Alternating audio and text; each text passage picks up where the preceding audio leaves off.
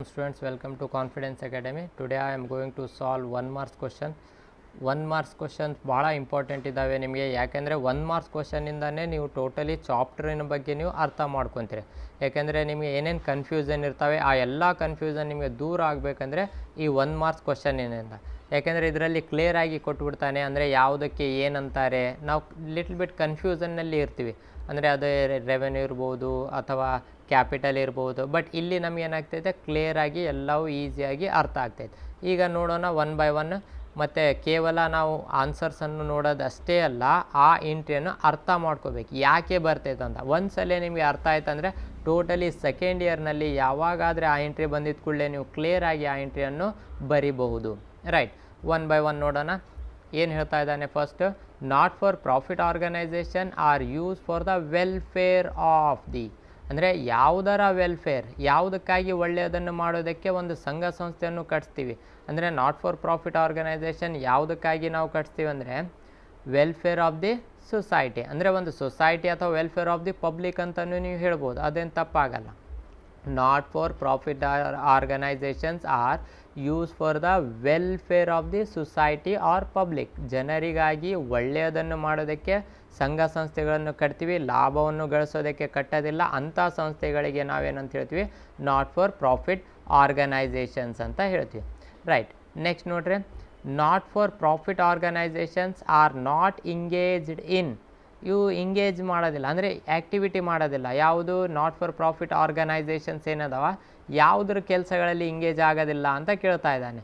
ಅಂದರೆ ಇದು ಲಾಭದ ಉದ್ದೇಶದಿಂದ ಮಾಡುವುದಿಲ್ಲ, ಅಂದರೆ ಯಾವುದರಲ್ಲಿ ಲಾಭದ ಉದ್ದೇಶ ಇರೋದಿಲ್ಲ ಅಂಥ ಕೆಲಸದಲ್ಲಿ ತೊಡಗಿರ್ತವೆ. ಬಟ್ ಈತ ಏನು ಕೇಳ್ತಾ ಇದ್ದಾನೆ, not for profit organisations are not engage.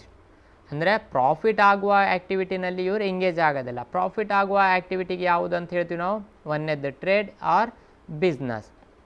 ಅಂದರೆ not for profit organisations are not engage in trade and business. Trade or business ಅಂದರೆ ಯಾವುದೇ ವ್ಯವಹಾರ ಮಾಡೋದಿಲ್ಲ. ಯಾಕೆ ವ್ಯವಹಾರ ಯಾಕೆ ಮಾಡ್ತೀವಿ, ಲಾಭದ ಉದ್ದೇಶದಿಂದ. ಬಟ್ ನಾಟ್ ಫಾರ್ ಪ್ರಾಫಿಟ್ ಆರ್ಗನೈಸೇಷನ್ನಲ್ಲಿ ಯಾವುದೇ ಲಾಭದ ಉದ್ದೇಶ ಇರುವುದಿಲ್ಲ. ನೆಕ್ಸ್ಟ್ ನಾವು ನೋಡ್ಬೋದು, receipt and payment account is the summary of. Receipt and payment ಅಕೌಂಟನ್ನು ನೋಡಿವಿ, ಅದರಲ್ಲಿ ಯಾವುದರ ಸಮರಿ ಇರ್ತೈತೆ, ಯಾವುದರ ಡೀಟೇಲ್ಸ್ ಇರ್ತೈತೆ, ಗೆಸ್ ಮಾಡಿರಿ. ರೈಟ್, ಅಂದರೆ ಯಾವುದರ ಸಮರಿ ಇರ್ತೈತೆ, ಕ್ಯಾಶ್ ಆ್ಯಂಡ್ ಬ್ಯಾಂಕ್ ಟ್ರಾನ್ಸಾಕ್ಷನ್. 1 ಮಾರ್ಕ್ಸಿಗೆ ಕೇಳಿದ್ರೆ what do you mean by receipt and payment account ಅಂತ ಕೇಳಿದ್ರೇನು, receipt and payment account is the summary of bank cash and bank transaction ಅಂತ ನೀವು ಬರಿಬಹುದು. ಈಸಿಯಾಗಿ 1 ಮಾರ್ಕ್ಸ್ ನಿಮಗೆ ಸಿಗ್ತೈತೆ. ಓಕೆ, ನೆಕ್ಸ್ಟ್ ನೋಡೋಣ. Income and expenditure account is just like a, ಅಂದರೆ dash account of trading concern. ಅಂದರೆ ಲಾಭದ ಉದ್ದೇಶದಿಂದ ಮಾಡುವ ಸಂಸ್ಥೆಗಳು ಒಂದು ಅಕೌಂಟ್ ಹಾಕ್ತವೆ. ಇದು ನಾಟ್ ಫಾರ್ ಪ್ರಾಫಿಟ್ ಆರ್ಗನೈಸೇಷನ್ ಯಾವುದು, ಲಾಭದ ಉದ್ದೇಶವಲ್ಲದ ಆರ್ಗನೈಸೇಷನ್. ಇದು ಯಾವುದು ಅಕೌಂಟ್ಸನ್ನು ಹಾಕ್ತೈತೆ, ಇನ್ಕಮ್ ಆ್ಯಂಡ್ ಎಕ್ಸ್ಪೆಂಡಿಚರ್ ಅಕೌಂಟ್ ಇದು ನಾಟ್ ಫಾರ್ ಪ್ರಾಫಿಟ್ ಆರ್ಗನೈಸೇಷನ್ ಆಗ್ತೈತೆ. ಅದೇ ರೀತಿಯಲ್ಲಿ ಲಾಭ ಗಳಿಸುವ ಸಂಸ್ಥೆಗಳು ಯಾವುದು ಅಕೌಂಟ್ ಹಾಕ್ತಾವ್ರೆ ನೋಡೋಣ. ಅಂದರೆ ಯಾವುದು ಅಕೌಂಟ್ ಹಾಕ್ತಾರೆ, ಪ್ರಾಫಿಟ್ ಆ್ಯಂಡ್ ಲಾಸ್ ಅಕೌಂಟ್. ಅಂದರೆ ಲಾಭದ ಉದ್ದೇಶದಿಂದ ಮಾಡುವ ಸಂಸ್ಥೆಗಳು ಪ್ರಾಫಿಟ್ ಆ್ಯಂಡ್ ಲಾಸ್ ಅಕೌಂಟ್ ಹಾಕ್ತವೆ. ನಾಟ್ ಫಾರ್ ಪ್ರಾಫಿಟ್ ಆರ್ಗನೈಸೇಷನ್ ಸಂಸ್ಥೆಗಳು ಇನ್ಕಮ್ ಆ್ಯಂಡ್ ಎಕ್ಸ್ಪೆಂಡಿಚರ್ ಅಕೌಂಟ್ಸನ್ನು ಹಾಕ್ತಾರೆ. ನೆಕ್ಸ್ಟ್ ನೋಡೋಣ, income and expenditure account is prepared on. ಅಂದರೆ ಯಾವುದರ ಬೇಸಿಸ್ ಮೇಲೆ, ಆ್ಯಕ್ರೂವಲ್ ಬೇಸಿಸ್ ಅಂತ ನಾವು ಹೇಳ್ತೀವಿ. ಆ್ಯಕ್ರೂವಲ್ ಬೇಸಿಸ್ ಅಂದರೆ ಏನು, 2 ಬೇಸಿಸ್, ಒಂದು ಕ್ಯಾಶ್ ಬೇಸಿಸ್, ಒಂದು ಆ್ಯಕ್ರೂವಲ್ ಬೇಸಿಸ್. ಕ್ಯಾಶ್ ಬೇಸಿಸ್ ಅಂದರೆ ಹಣದ ರೂಪದಲ್ಲಿ ಕೊಟ್ಟಿರಬೇಕು, ಹಣದ ರೂಪದಲ್ಲಿ ತೊಗೊಂಡಿರ್ಬೇಕು. ರಿಸಿಪ್ಟ್ ಆ್ಯಂಡ್ ಪೇಮೆಂಟ್ ಅಕೌಂಟು ಹಣದ ರೂಪದಲ್ಲಿ ಆದಂಥ ಟ್ರಾನ್ಸಾಕ್ಷನ್ಗಳನ್ನು ಮಾತ್ರ ತೊಗೊತೈತೆ. ಆದರೆ ಇನ್ಕಮ್ ಆ್ಯಂಡ್ ಎಕ್ಸ್ಪೆಂಡಿಚರ್ ಅಕೌಂಟು ಹಣದ ರೂಪದಲ್ಲಿ ಆಗಿದ್ದು ಮತ್ತು ಬಾಕಿ ಇದ್ದಿದ್ದು. ಎಕ್ಸಾಂಪಲ್, ಉದಾಹರಣೆಗೆ ಒಂದು ನಾವೇನು ಮಾಡ್ತಾಯಿದ್ದೀವಿ, ಬಾಡಿಗೆಯನ್ನು ಕೊಡ್ತಾಯಿದ್ದೀವಿ. ಟೋಟಲ್ 10,000 ರೂಪಾಯಿ ಬಾಡಿಗೆ ಇದೆ, 1 ವರ್ಷಕ್ಕೆ 10,000 ರೂಪಾಯಿ ಬಾಡಿಗೆ ಇದೆ. ನಾವೇನು ಮಾಡಿವಿ, 8,000 ರೂಪಾಯಿ ಕೊಟ್ಟಿವಿ. ಅಂದರೆ 8,000 ರೂಪಾಯಿ ಕೊಟ್ಟಿದ ಮೇಲೆ ರಿಸಿಪ್ಟ್ ಆ್ಯಂಡ್ ಪೇಮೆಂಟ್ ಅಕೌಂಟ್ನಲ್ಲಿ 8,000 ರೂಪಾಯಿ ಬರಿತೀವಿ. ಅದಕ್ಕೆ ನಾವೇನಂತ ಹೇಳ್ತೀವಿ, ಕ್ಯಾಶ್ ಬೇಸಿಸ್ ಅಂತ ಹೇಳ್ತೀವಿ. ಎಷ್ಟು ಅಮೌಂಟ್ ಕೊಟ್ಟಿವಿ ಅಷ್ಟೇ ಬರಿತೀವಿ. ಆದರೆ ಇನ್ಕಮ್ ಆ್ಯಂಡ್ ಎಕ್ಸ್ಪೆಂಡಿಚರ್ ಅಕೌಂಟ್ನಲ್ಲಿ ಆ್ಯಕ್ರೂವಲ್ ಬೇಸಿಸ್, 1 ವರ್ಷದ ಬಾಡಿಗೆ ಎಷ್ಟು ಟೋಟಲ್ ತೊಗೋಬೇಕು ನಾವು. ಅಂದರೆ 1 ವರ್ಷದ ಬಾಡಿಗೆ ಎಷ್ಟು, 10,000, ನಾವು ಕೊಟ್ಟಿದ್ದೆಷ್ಟು 8,000, ಇನ್ನು 2,000 ರೂಪಾಯಿ ಬಾಕಿ ಇದೆ, ಅದನ್ನು ಸಹ ಕೂಡಿಸಿ ಇನ್ಕಮ್ ಆ್ಯಂಡ್ ಎಕ್ಸ್ಪೆಂಡಿಚರ್. ಅದಕ್ಕೆ ನಾವೇನಂತ ಹೇಳ್ತೀವಿ, ಆ್ಯಕ್ರೂವಲ್ ಬೇಸಿಸ್. ಅಂದರೆ ಕೊಟ್ಟಿರಲ್ಲ, ಆದರೂ ಅದು ಆ ವರ್ಷಕ್ಕೆ ಸಂಬಂಧಪಟ್ಟಿರ್ತೈತೆ. ಅದಕ್ಕೆ ನಾವೇನಂತ ಹೇಳ್ತೀವಿ, ಆ್ಯಕ್ರೂವಲ್ ಬೇಸಿಸ್. ಕ್ಯಾಶ್ ಬೇಸಿಸ್ ಅಂದರೆ ಕ್ಯಾಶ್ ರೂಪದಲ್ಲಿ ಕೊಟ್ಟಿರ್ಬೇಕು. ಎಷ್ಟು ಕ್ಯಾಶ್ ರೂಪದಲ್ಲಿ ಕೊಟ್ಟಿರ್ತೀವಿ ಅದು ಮಾತ್ರ ಕ್ಯಾಶ್ ಬೇಸಿಸ್ ಅಂತ ನಾವು ಹೇಳ್ತೀವಿ. ನೆಕ್ಸ್ಟ್ 6ನೇದು ನೋಡೋಣ. Subscription is fee paid by the, ಅಂದರೆ ಸಬ್ಸ್ಕ್ರಿಪ್ಷನ್ ಅಂತ ಹೇಳ್ತೀವಿ. Main important, not for profit ಆರ್ಗನೈಸೇಷನಿಗೆ ಹಣ ಬರೋದು ಎಲ್ಲಿಂದ? ಸಬ್ಸ್ಕ್ರಿಪ್ಷನಿಂದ. ಸಬ್ಸ್ಕ್ರಿಪ್ಷನ್ ಅಂದರೆ ಏನು? ಈಗ ಯಾರು ಮೆಂಬರ್ಸ್ ಆಗಿ ಹಣವನ್ನು ಕೊಡ್ತಾರೆ ಆ ಹಣಕ್ಕೆ, ಆ ಫೀಸಿಗೆ ನಾವೇನಂತ ಹೇಳ್ತೀವಿ?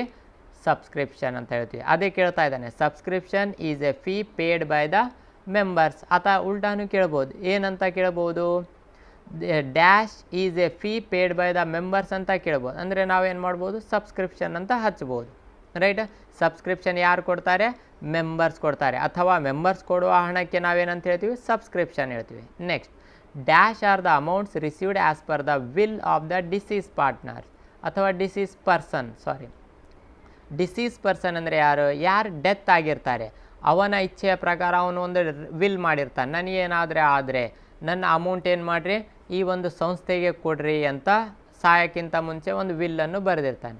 ಸತ್ತಿದ ಮೇಲೆ ಆ ಅಮೌಂಟ್ ಬರ್ತೈತಲ್ಲ, ಆ ಅಮೌಂಟಿಗೆ ನಾವು ಏನು ಅಂತ ಹೇಳ್ತೀವಿ ಅಂದರೆ, ಅವನು ಸತ್ತಿದ ವ್ಯಕ್ತಿಯ ಹಣ, ಆಸ್ತಿ ಅಥವಾ ಏನಾದರೂ ಅಮೌಂಟ್ಸ್ ನಮಗೆ ಬಂದರೆ ಅದಕ್ಕೆ ಏನಂತ ಹೇಳ್ತೀವಿ ಅಂತ ಕೇಳ್ತಾ ಇದ್ದಾನೆ. ಅದಕ್ಕೆ ಲೆಜಸೀಸ್ ಅಂತ ನಾವು ಹೇಳ್ಬೋದು. ಏನಂತ ಹೇಳ್ತೀವಿ ರೀ? Legacies. Legacies are the amounts received as per the will of the deceased person. ಅಂದರೆ ಯಾವಾದರೂ ವ್ಯಕ್ತಿ ಸತ್ತೋಗಿದ್ದಾನೆ ಅವನ ಆಸ್ತಿ ನಮ್ಮ ಸಂಸ್ಥೆಗಳಿಗೆ ಅಥವಾ ನಾಟ್ ಫಾರ್ ಪ್ರಾಫಿಟ್ ಆರ್ಗನೈಸೇಷನ್ ಸಂಸ್ಥೆಗಳಿಗೆ ಬಂದರೆ ಆ ಸಂಸ್ಥೆ, ಆ ಅಮೌಂಟಿಗೆ ನಾವೇನಂತ ಹೇಳ್ತೀವಿ? ಆ ಅಮೌಂಟ್, ಆಸ್ತಿ ಏನಾದರೂ ಇರ್ಬೋದು, ಅದಕ್ಕೆ ನಾವು ಲೆಜಸೀಸ್ ಅಂತ ಹೇಳ್ತೀವಿ. ನೆಕ್ಸ್ಟ್ 8ನೇದು ನೋಡೋಣ. Opening balance in receipt and payment account represent. Receipt and payment ಅಕೌಂಟಲ್ಲಿ ಓಪನಿಂಗ್ ಬ್ಯಾಲೆನ್ಸ್ ಕೊಟ್ಟಿರ್ತಾನೆ, ಅಂದರೆ ಬ್ಯಾಲೆನ್ಸ್ ಬ್ರಾಡ್ ಡೌನ್ ಅಂತ ಕೊಟ್ಟಿರ್ತಾನೆ. ಆ ಅಮೌಂಟಿಗೆ ನಾವೇನಂತ ಹೇಳ್ತೀವಿ? ಕ್ಯಾಪಿಟಲ್ ಫಂಡ್ ಅಂತ ಹೇಳ್ತೀವಿ. ಯಾಕೆ ಕ್ಯಾಪಿಟಲ್ ಫಂಡ್ ಅಂತ ಹೇಳ್ತೀವಿ? ಯಾವುದಾದ್ರೆ ಸಂಸ್ಥೆ, ಹೊಸ ಸಂಸ್ಥೆಗಳಿದ್ದಾಗ ಅಂಥ ಸಂಸ್ಥೆಗಳು ಏನು ಮಾಡ್ತಾವೆ ಅಂದರೆ ಅವ್ರದ್ದು ಓಲ್ಡ್ ಬ್ಯಾಲೆನ್ಸ್ ಶೀಟ್ ಇರಲ್ಲ. ಓಲ್ಡ್ ಬ್ಯಾಲೆನ್ಸ್ ಶೀಟ್ ಇರಲ್ಲ ಅಂದರೆ ಅದರಲ್ಲಿ ಕ್ಯಾಪಿಟಲ್ ಫಂಡ್ ಸಿಗಲ್ಲ. ಅಂಥ ಸಂಸ್ಥೆಗಳ ಓಪನಿಂಗ್ ಬ್ಯಾಲೆನ್ಸನ್ನೇ ನಾವು ಏನಂತ ಕಾನ್ಸಿಡರ್ ಮಾಡ್ತೀವಿ? ಕ್ಯಾಪಿಟಲ್ ಫಂಡ್ ಅಂತ ಕಾನ್ಸಿಡರ್ ಮಾಡ್ತೀವಿ. ರೈಟ್. 9ನೇದು, government grant for maintenance is treated as. Government grant, ಸರ್ಕಾರದಿಂದ ಬಂದಂಥ ಕೆಲವೊಂದು ಗ್ರ್ಯಾಂಟ್ಸ್, ಕೆಲವೊಂದು ಅಮೌಂಟ್ ಯಾವುದಕ್ಕಾಗಿ? ಮೇಂಟೆನೆನ್ಸ್. ಇದೇನಾಗ್ತೈತೆ? ಮೇಂಟೆನೆನ್ಸ್ ಅಂದರೆ ಪ್ರತಿ ವರ್ಷ ಬರ್ತೈತೆ. ಪ್ರತಿ ವರ್ಷ ಯಾವ್ದು ಬರ್ತೈತೆ ಅದಕ್ಕೆ ನಾವೇನಂತ ಹೇಳ್ತೀವಿ? ರೆವೆನ್ಯೂ ಅಂತ ಹೇಳ್ತೀವಿ. Right? Government grant for maintenance is treated as revenue receipt ಅಂತ ನಾವು ಹೇಳ್ಬೋದು.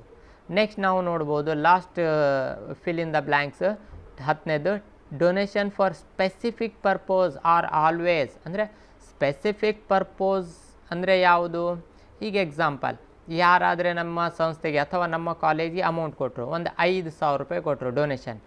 ಏನಂತ ಕೊಟ್ಟರು ಅಂದರೆ, ಈ 5,000 ರೂಪಾಯಿದಿಂದ ನಿಮ್ಮ ಕಾಲೇಜಿನ ವಿದ್ಯಾರ್ಥಿಗಳಿಗಾಗಿ ಬುಕ್ಸ್ಗಳನ್ನು ತಗೋರಿ ಅಂತ ಕೊಟ್ಟರು. ಆವಾಗ ನಾವು ಆ 5,000 ರೂಪಾಯಿ ನಾವು ಏನು ಮಾಡಬೇಕು? ಸ್ಪೆಸಿಫಿಕ್ ಪರ್ಪೋಸ್, ಯಾವುದಕ್ಕಾಗಿ ಕೊಟ್ಟಿದ್ದಾರೆ?